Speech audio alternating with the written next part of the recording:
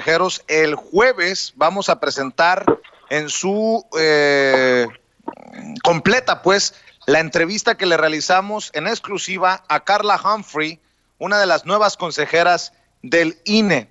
Si me permite, déjeme rescatar un adelanto de esta entrevista. Es el momento en el que hablamos de la posibilidad de que el PRI pierda el registro, pero con lo que hoy sabemos en las últimas horas, por ahí también hasta el PAN debería de estar siendo señalado como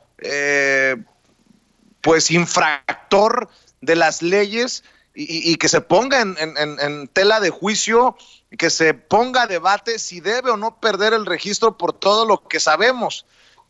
Escuchemos, veamos este adelanto de la entrevista exclusiva que nos concedió hace unos días Carla Humphrey y que le vamos a presentar aquí en Sin Censura el jueves. Carla Humphrey es una de las nuevas consejeras del INE y presten atención, sí, es una mujer criticada, cuestionada, ex esposa de Roberto Gil Suart, el panista Roberto Gil Suart, también señalado en este escándalo prianista, pero que me habla de que sí está a favor de que se revise si el PRI debe de perder su registro, luego de que se conociera que Lozoya declaró que le metió Odebrecht, la corrupta Odebrecht, más de $4 millones a la campaña que llevó Enrique Peña Nieto a la presidencia. Vea y escuche.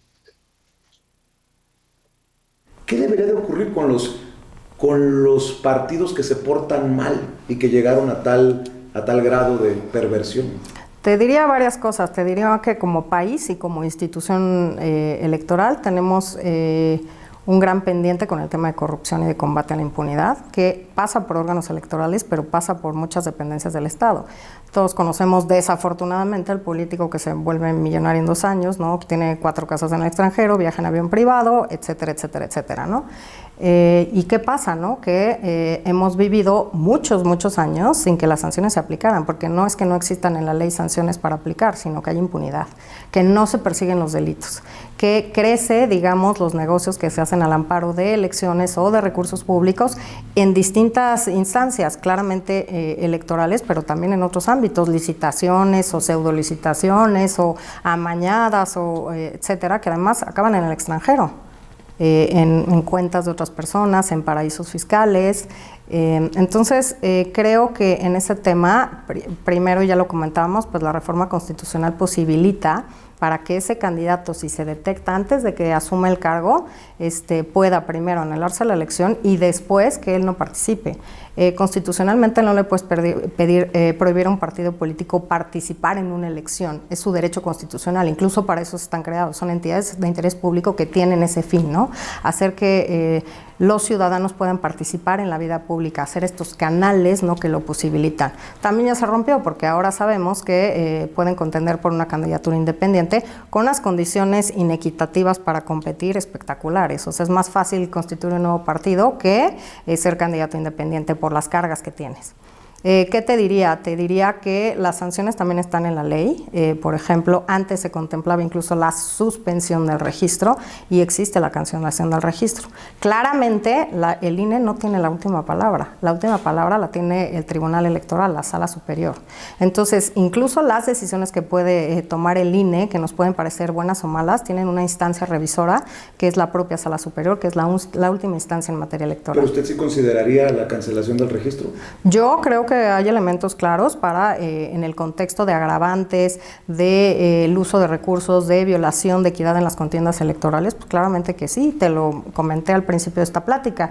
Yo creo que no podemos avalar tener funcionarios públicos que ilegalmente ocupen un cargo, porque violenten políticamente a la mujer, porque rompan la equidad en las contiendas electorales, porque reciban dinero prohibido. Claramente no los queremos, por lo menos creo que como ciudadanas y ciudadanos no queremos a una persona ocupando un cargo público, porque claramente nunca va a trabajar para la ciudadanía, ¿no?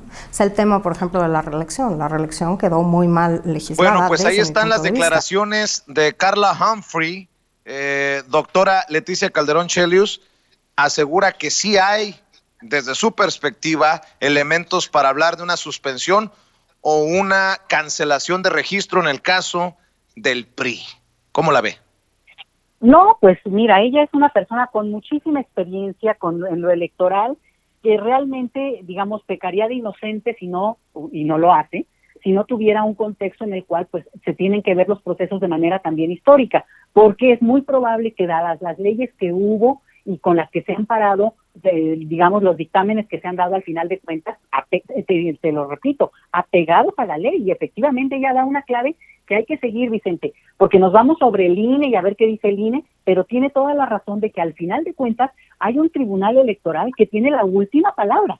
Entonces, aquí hay también esta cuestión donde se puede hacer una revisión mucho más panorámica que permita entender no solamente el dedillo de la ley, sino que esa ley también vista en el contexto del país que tenemos en un momento de cambio fundamental, porque bueno, estos escándalos no son escándalos, son con evidencias de crímenes que se han librado en este país amparados por lo electoral, ¿no? Por partidos políticos. O sea, imagínate, es que realmente es esto de durmiendo con el enemigo, Vicente, es haber estado en manos exactamente de los victimarios que se dicen que son los que están haciendo digamos, el bien por la ciudadanía o por el lugar donde están, cuando realmente usurpan esos puestos y lo han hecho de manera fraudulenta, porque al final de cuentas, pues compraron la elección. Imagínate cuánto habrá costado la elección, que no les alcanzó con el recurso multimillonario que reciben los partidos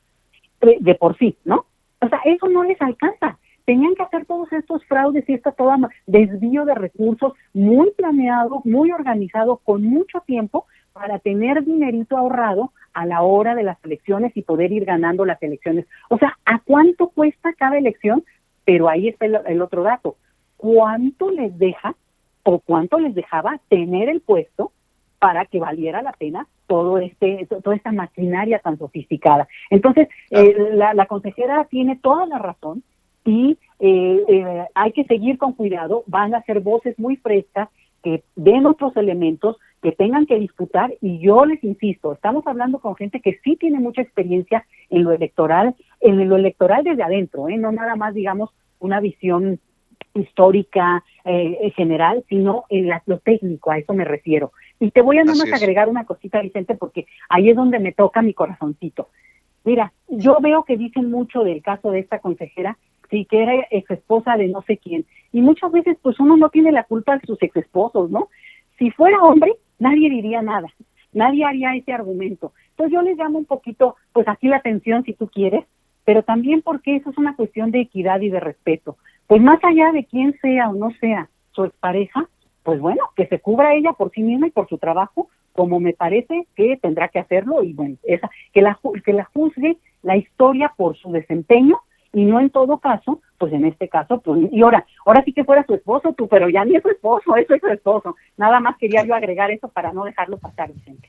Pobres de mis ex esposas, imagínese usted, las van a juzgar por mí, pero bueno, saludos a mi pasado. Hablando de otra